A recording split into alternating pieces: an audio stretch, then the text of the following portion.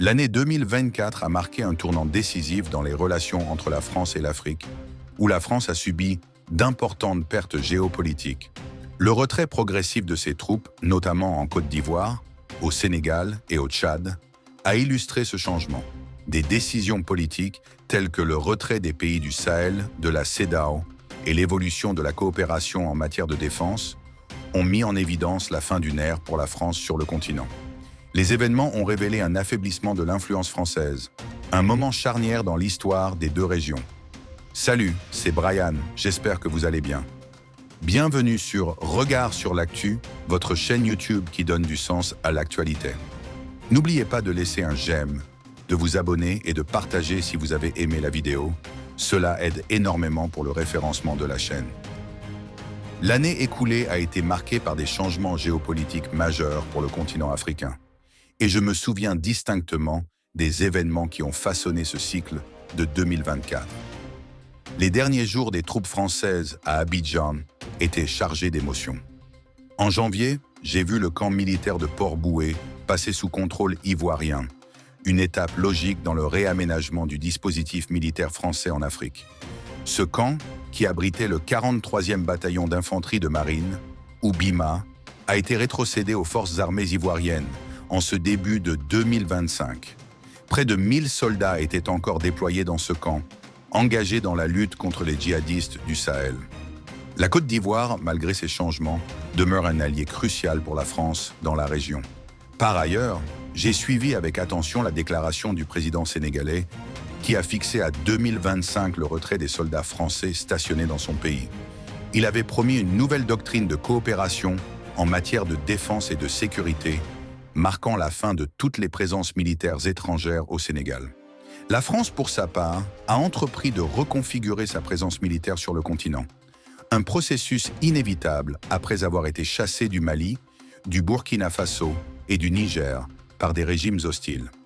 Le 28 novembre dernier, le Tchad, dernier bastion français au Sahel, a suspendu son accord militaire avec Paris. Cette suspension s'est concrétisée le 26 décembre par la rétrocession de la base militaire de Faya aux autorités tchadiennes. En rétrospective, l'année 2024 a été marquée par des réformes politiques profondes à l'échelle mondiale, touchant l'Europe, l'Amérique, l'Asie, mais aussi l'Afrique. Parmi les événements les plus significatifs, je me rappelle de ce mois de janvier où les pays de l'Alliance des États du Sahel ont annoncé leur retrait de la communauté économique des États de l'Afrique de l'Ouest, CEDEAO. Cette décision courageuse, bien que controversée, répondait aux sanctions écrasantes imposées à ces pays pour avoir revendiqué leur souveraineté. Je me souviens des discours des dirigeants, notamment du capitaine Ibrahim Traoré, du colonel Assimi Goïta et du général de brigade Abdourahmane Chiani. Chacun d'eux, chef d'État respectivement du Burkina Faso, du Mali et du Niger, a pris ses responsabilités devant l'histoire en décidant souverainement de quitter la CEDEAO.